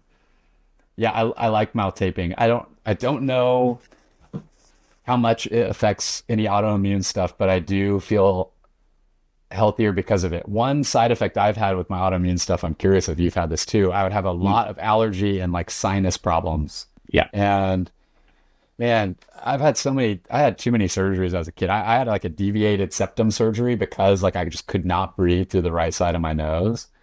And uh, so they went in and kind of like tried to like, surgically clean that up Yeah. and it did well, but sure enough, after the surgery, it would still clog up. Ugh. Yeah. Now I have a lot less issues with that with the mouth taping. And at first it was really annoying because I was still having issues with that. And then I would tape my mouth. And so now I'm just breathing out of my left nostril and it feels weird and uncomfortable. But it really, like, after committing to it for a few months, I wake up breathing so much easier. And for a very long time, even when I wasn't flaring, I Mm. would wake up stuffy Yeah. for whatever reason, or I would just kind of feel compressed, like around my sinuses. And that's really dropped off after the mouth breathing. So a lot of my health stuff and like, new things to try come from books that seem to be resonating at the time. And so I read a Mm. book called I think it was called Breathe by James Nestor, or Breath. Um, and that's kind of when I picked up that stuff and then saw the mouth taping was getting popular online. And so I was like, let's give it a shot. And I haven't looked back since. I taped my mouth last night. I've pretty much taped my mouth every night since I started, probably like 8 or 9 months ago. That's great. That's the next thing Yeah. I'm going to try. I've got the tape ready. Just finishing another Yeah. thing. Oh, Yeah. yeah. Try it out. My mouth and my throat feel so much better too. I don't wake up with a really dry throat. I'm not like, it just Yeah. feels more comfortable. Yeah. Yeah, because the sinus thing, yeah, definitely. I get stuffy nose. I also get like a really runny nose sometimes when I'm outside. It's like ears Yep. as well. Like sometimes my right ear feels like it's blocked and I have to depressurize it. And yeah, it's all kind of connected. It feels like. That I get the right ear thing too. That's so weird. Same here. That still bugs me, and it's a pressure thing, and it Yeah. happens a lot when I'm exercising. And all last year, anytime I would exercise, I'd bring a pocket full of tissues because I would just like have to blow my nose all the time, and my ear Yeah, would to be try and clear off. it, And right? so, yeah, and so anyway, that's odd. I'm wondering if I'll notice a difference now that we're getting into the fall here. If I can work out and not have those issues, maybe the mouth breathing Feels like might there's a kind of season thing as well, doesn't there? Yeah. So it's probably yeah. seasonal. I think the mouth taping is going to help. I do think there's a food connection potentially. Histamines can cause that, high histamine foods.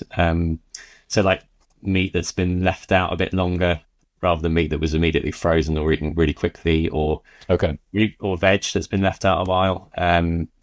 That's when there's a sort of build up, and yeah, that can trigger it, like a runny nose and stuff like that. And I have noticed a correlation with that. So yeah, that's another Interesting. wormhole to go into. Wow, I'm gonna look at that because the ear thing that still gets me no matter what season, every once in a while. And Yeah. I notice it much more when I'm exercising. So I'm gonna try to figure that one out. I'll look into the histamine stuff. It's annoying, that one, isn't it? I kind Yeah. of make a weird whale sound when I try and pop it each time, and I wonder what the people around me are thinking. Yeah, yeah. I try to yawn, like, and then I'm like, Yeah, yeah. It looks yeah, like you're constantly eating something. Yeah. yeah. So mouth taping. Is there anything else you've kind of driven into, or like this stress sounds like a good one that you've been tackling as well?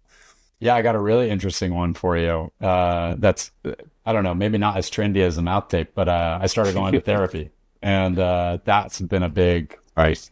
Yeah. thing for my autoimmune stuff. Yeah. And so I told you about how I've kind of gone down the Dr. Sarno rabbit hole and this theory of some of these things being psychosomatic, which I really love because, to kind of clarify the position real quick, if anybody's hearing psychosomatic, psychosomatic is like the emotional causing a brain chemical reaction, causing a real physical thing that would show up on an MRI and stuff. It's not meaning that the pain is invented or just made Yeah. up in your head. It's a real manifestation. And it's funny how when we talk of ulcers, we can accept that. Like I think it's very common knowledge of, of us of like, oh, or, if you're really stressed, you could get an ulcer. Well, an ulcer is a physical thing that's showing up on, Yeah. on scans, and nobody's saying ulcers just kind of in your head. And so I really have tried to do a deep dive in this lately, and I think that it's a massive next step in my healing journey to really connect and associate the things that are going on emotionally with the things that are going on with my autoimmune stuff. And I'm finishing up a book called The Divided Mind right now from Dr. Sarno. It has a full chapter by a rheumatologist talking about, the things they believe are psychosomatic. Again, not that they're in the head, that they really see and conditionally are testing real physical symptoms and inflammation markers and all that stuff. But that, a big impact might be our emotional conditioning or repressed emotions. And so that's been a major step in my journey. In fact, I believe it so much right now, and I've seen results. I told you about my eye flare. I wanted to test it. I thought, hey, this is a really significant flare for me. I can go down, I've hopped off the traditional medicine rabbit hole. So it'd be a lot for me to like try to get in with a rheumatologist. I'd have to get a new one. I don't have any like consistent relationship because it's been years since I've taken medicine. And I didn't want to do that. I knew diet would get me out of it.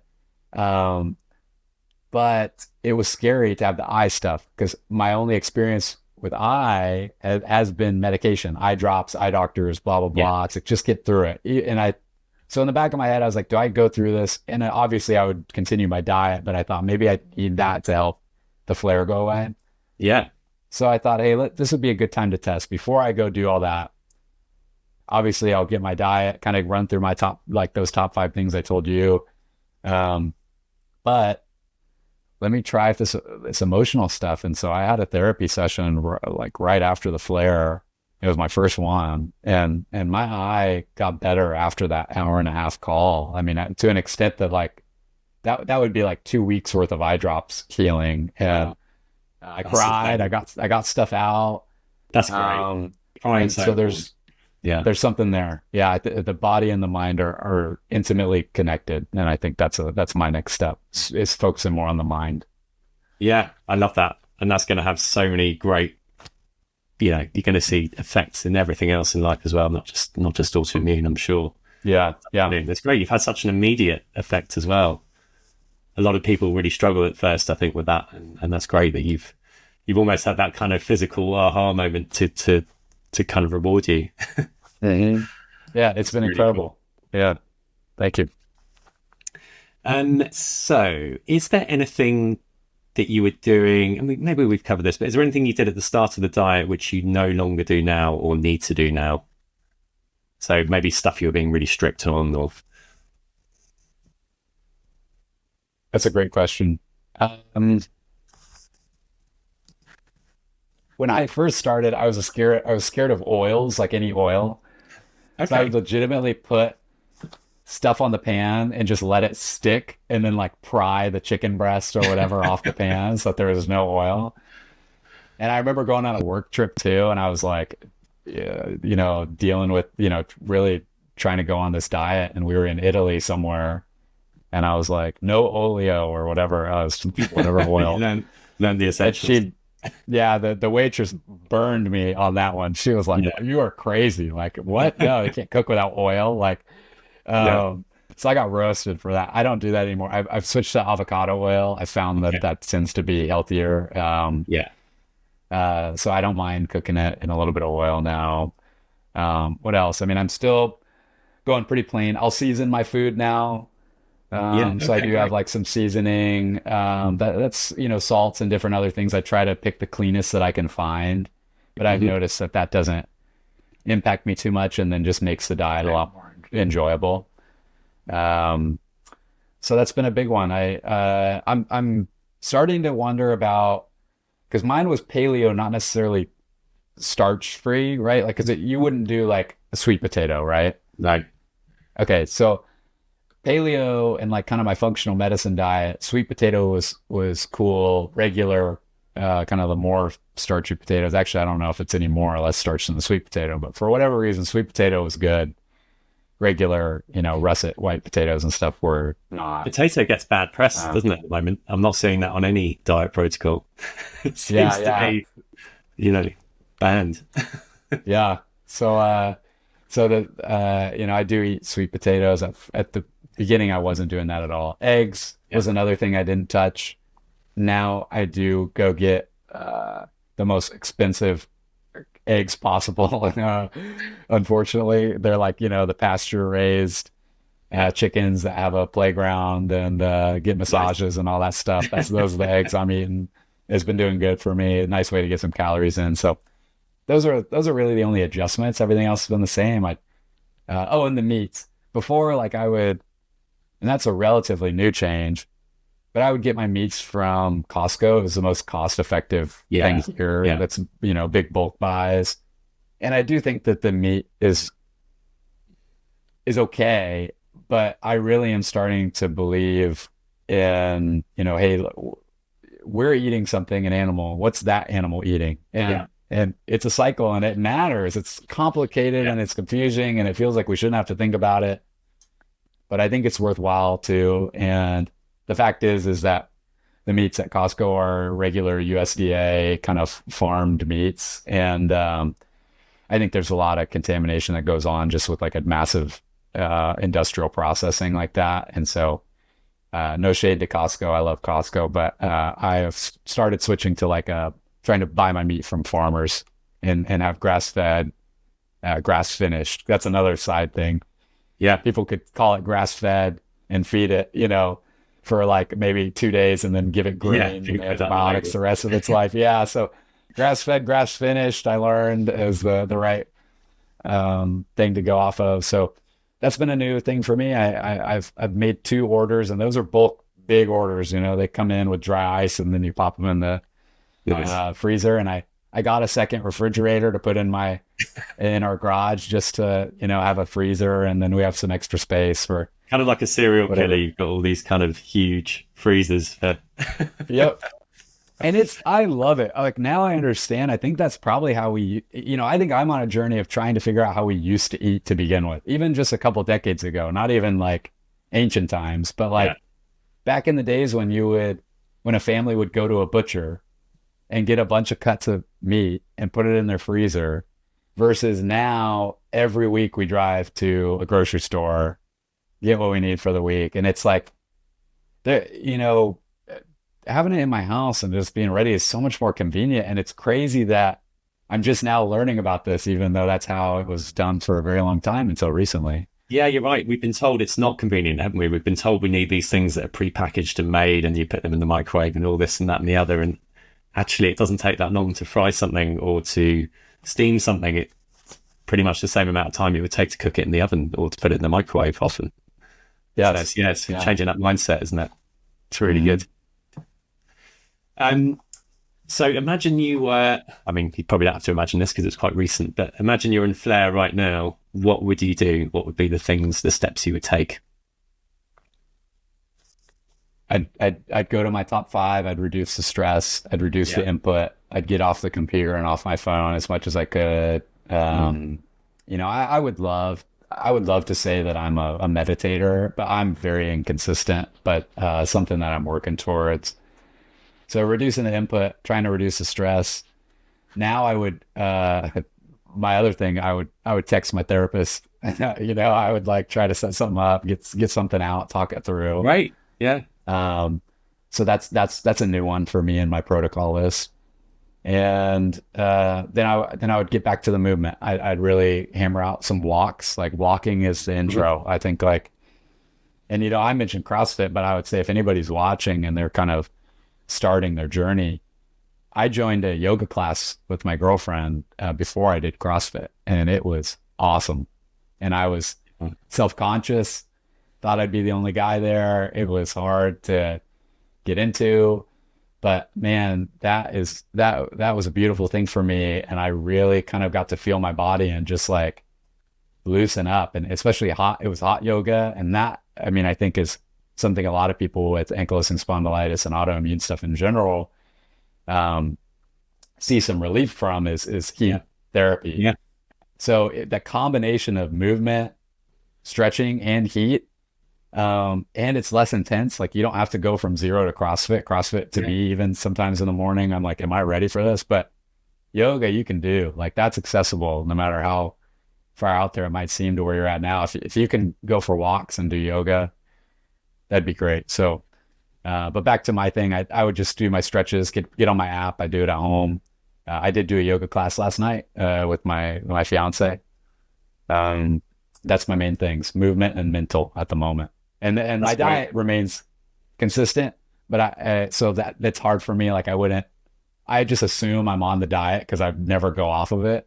But So I you don't wouldn't double cheat. down on anything. You wouldn't cheat, for example. No. Yeah, like that would be my change. Like I still make the same meals because that's just my setup now. That's the only meals I make are clean meals. But Yeah. yeah, to your point, like if I was going through a flare, I'm not going to Chipotle.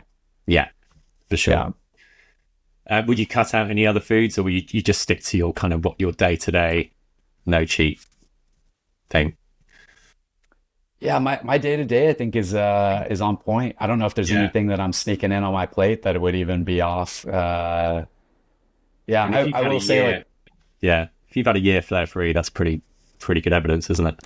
yeah, and broccoli, it's funny you mentioned chicken and broccoli. That is my go-to. Like if I'm Yeah. feeling it, I'll do chicken and broccoli all day and broccoli won't and little things, right? Like I won't season it or I won't season it Yeah. as much. But I don't know how big of an impact that is. But to me, I'm gonna get back to that kind of chicken and broccoli style, but that's not too far off from my regular diet at the moment.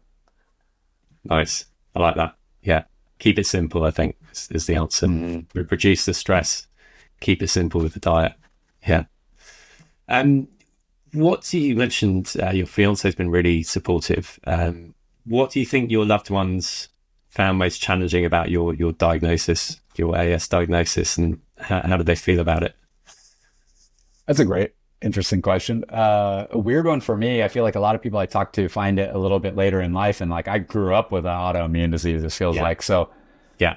My family's pretty small. I grew up with my mom. My parents were divorced. My dad's still kind of still around. I have a good relationship with him, but it was just different. And he had his own health stuff going on. So I don't. It honestly, it was kind of a running joke. I think with the family of just like, oh, our family's messed up. We all got horrible health issues. Seriously, that's like what we would say all Oh, the man. time. Okay. And so it didn't feel like this crazy outside like thing, like wow, you just happen to have this crazy disease. Like it literally was kind of a joke of like wow, That's I'm kind of messed up nice in a too. way. Yeah, a bit of Yeah, something. Yeah. in a way. Yeah. So I kind of just grew up with it as a identity, and to be honest, I was very open about it because it was my reason for maybe doing things differently or Yeah. not being as active as like somebody might have thought that I could be. That being said, I never shut myself in. I was, Yeah. I just lost confidence. Like I look back and like, I remember wanting to join the soccer team in high school and I was just scared about could I keep it up? What happens if I experience like a flare and stuff like that? And at the time, especially in high school, everything just seems like it's the center of the world. And Yeah. that team felt like it was the most important, like it would be joining, Yeah. Manchester United or something, and I would Google how much running is involved on the typical day-to-day high school soccer training and like Oh, wow. Okay. Yeah. judge, like, could I get through that without any issues? And just overthinking. And so I think, but I was open when, as I was coming up of like being like, well, if I had issues or my eye was all, that was a big thing. Everybody would be like, "Oh, it looks like you have pink eye," and I'd be like, "No, Yeah, right. Yeah. I have an autoimmune issue." So that's just kind of my thing. But I'm happy that, to me, that's been a journey of getting rid of that identity. And there is real medical literature about us generating brand new cells and almost like, different parts of our body regenerate at different rates. But last I heard, if I have this right, within like a few years, you're going to have you're going to be a Yeah. completely different person with all new brand new It's cells. something So every 7 years or something like that. Yeah, it's crazy. yeah, Literally a I'd completely seven. different person. Yeah. Yep. Seven was coming to mind too. I don't know when it is, but like there's something profound with that like you physically are not the same Yeah. person. Yeah. And every cell in your body is different. And so I that's been a thing for me, is letting go of that identity, Yeah. especially now that, like, if I walked into my rheumatologist, I don't think they would diagnose me with ankylosing spondylitis. I don't think they would say I have that. That's really Um, cool. Love that. and I've gone even as far to like wonder, I started looking at epigenetics and that theory that genes might turn on or off depending on your Yeah. environment and stimulus. It's a very real thing. I can't wait. Like, what's 100 years from now? What are we going to know about that? That's just going to like change the world. But Yeah. I have a serious suspicion. Could I turn HLA-B27 off? Like, is that possible? I think that those things are just like Yeah. Or interesting to me. could we do that via, there's a technology called CRISPR, which is using gene editing. Could it Yeah, and be cut done? that out. Yeah. It'd be interesting to speak to No. someone about that, wouldn't it? Or do some research on that. But that feels like within the Yeah. next even 20, 30 years, that stuff will be much more prominent. I know they're doing a lot. They've done a lot of stuff with, what's it called? The eye condition, and the names escape me, but there's something that's a degenerative eye condition which they can now fix with CRISPR. Wow. They call it something else, and there's certain cancer treatments that they're treating. I think they call it CAR T therapy, and they're doing some amazing stuff. Unfortunately, a lot of the companies are patenting their versions of it, so it's quite slow to come to market, and it needs a lot of testing, rightly so. But I think that's going to be pretty thrilling to look at all that. Yeah, definitely. Yeah. It's interesting. And going back to kind of your friends and family, did they find anything challenging about you changing your diet? Because it's a big change to your lifestyle. How did that kind of work? At the time, I was living by myself, so it didn't affect Okay. too many people, and I was Yeah. freelancing, and so it was kind of it didn't have an impact. Now, since moving in with my fiance, that's been kind of the thing. Yeah. Well, we had talked about this too. Going out to eat less frequently. Like, at first, it was easier for me to just not put myself in those situations, which is a Yeah. little bit isolating. Like, I don't know what the right move is there. Um, for me, I'm thinking, I think I would prescribe that to myself again if I was speaking to my younger self, that like, hey, you'll just cut that out, even if you have to miss, Yeah. friend meals and stuff. It's worth it. You'll get to a point where you can go out and feel confident in the future, but for now, why mess with it?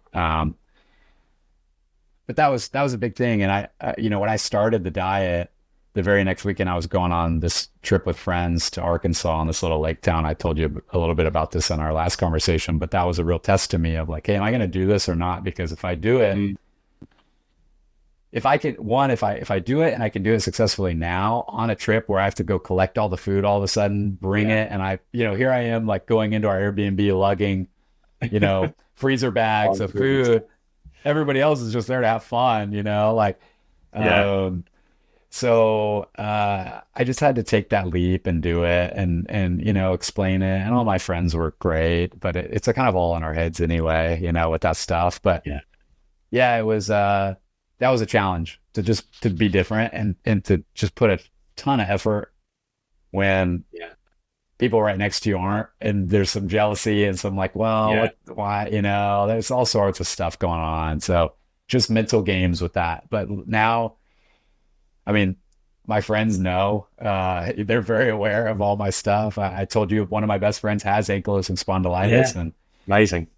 He hasn't really gone down this path yet. Seems like it's pretty well taken care of with his medication and Okay. stuff. Seems like his is less severe, which is a great thing. Yeah. Um, but all in all, like just to say, everyone around me kind of just knows that I have health stuff and that I'm going to do whatever I, can do to deal with it. Is that, yeah, what has kind of helped them understand? Is it because you've just been open and you've been honest about what's helping and what's not? Yeah. And I've known them for a long time now, so they've seen me not be well, Yeah. Yeah. they've seen the weight changes or even the kind of personality changes when you're in a rut and in a flare. And so I think Yeah. it's just kind of evident and clear to them. And the nice part is that this stuff is just more mainstream.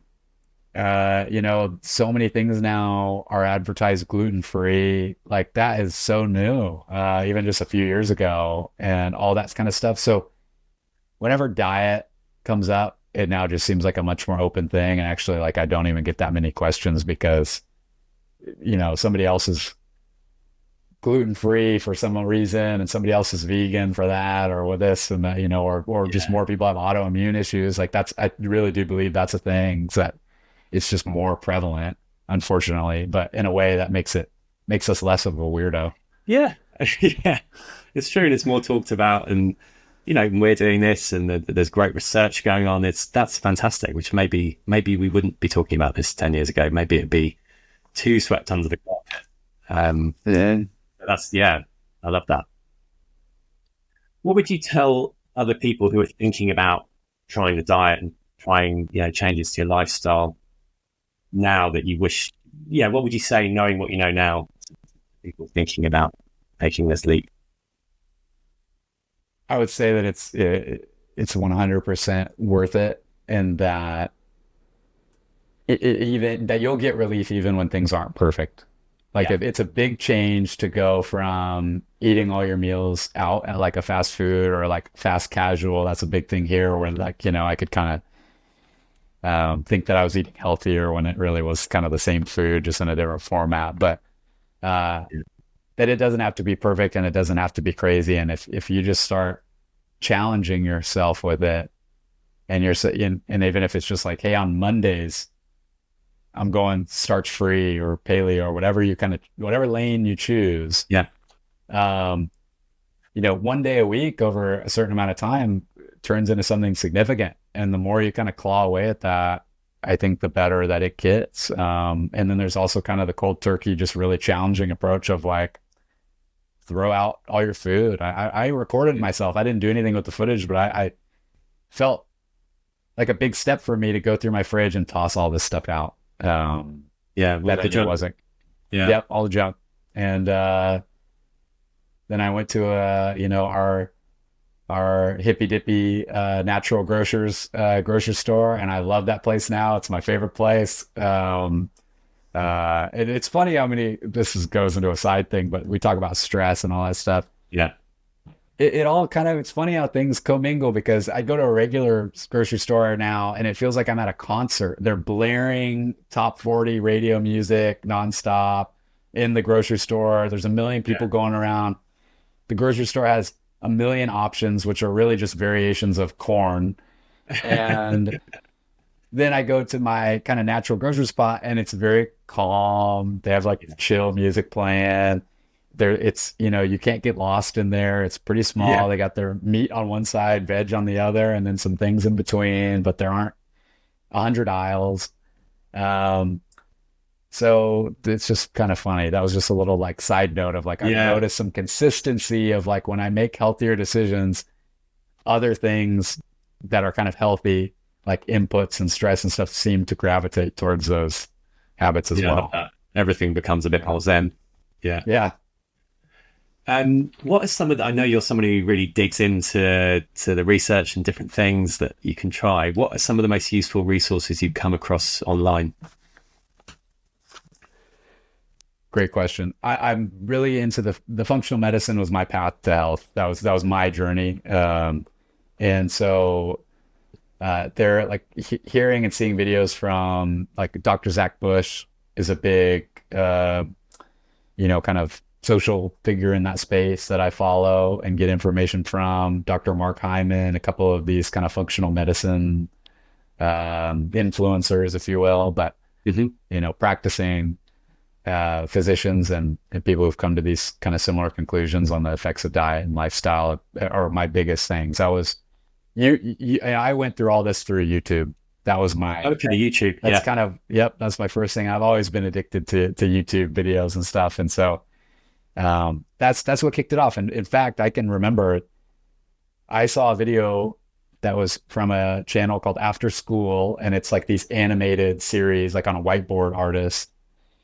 And they'll take, excerpts from a speech or a podcast of, philosophers or health people or whatever. And there was one about Dr. Zach Bush, and it was a bit from a podcast or a speech he gave on glyphosates and the food system and soil health.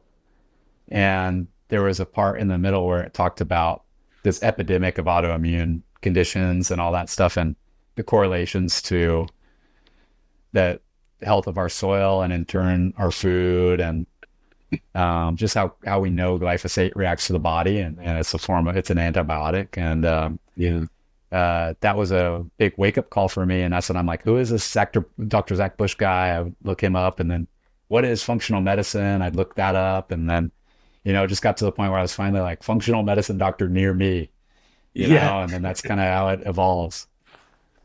That's great. I'll try and make a list. Well, maybe you can share a list with me after and we'll put them below. Yeah. Oh, for sure. Yeah. So, I guess the last question is there anything else you'd like to share with people, really? I'm just such a believer now that the mind and the body are intimately connected, and that there's just a lot of variables that determine our health. And it's really, it feels like juggling, 100 different balls, but I don't think it's as many as it seems when you're starting out, and it's worth juggling. Like when I find that the more I can keep in the air and the more I can be conscious about, the better my life is, and the less autoimmune symptoms, less ankylosing spondylitis symptoms I have. And I've been able to drop that identity. I was diagnosed with ankylosing spondylitis, but I don't feel like I have ankylosing spondylitis, if that makes sense. It really does. And it definitely doesn't have me. And so that's just been a big life change for me. Life is more hopeful. And it's all a spiral. And I think we've all felt the spirals going in the dark direction. You go through a flare, you shut off, maybe you have less social interaction, you're weak and tired. Therefore, what are you going to do? You're going to cook like the cleanest meal ever, like when you're just feeling horrible. Now I have the motivation to do that, but back in those dark days, I wouldn't. I would go get whatever just would seem like the most flavorful, just as a relief, which I unfortunately Chick-fil-A sandwich.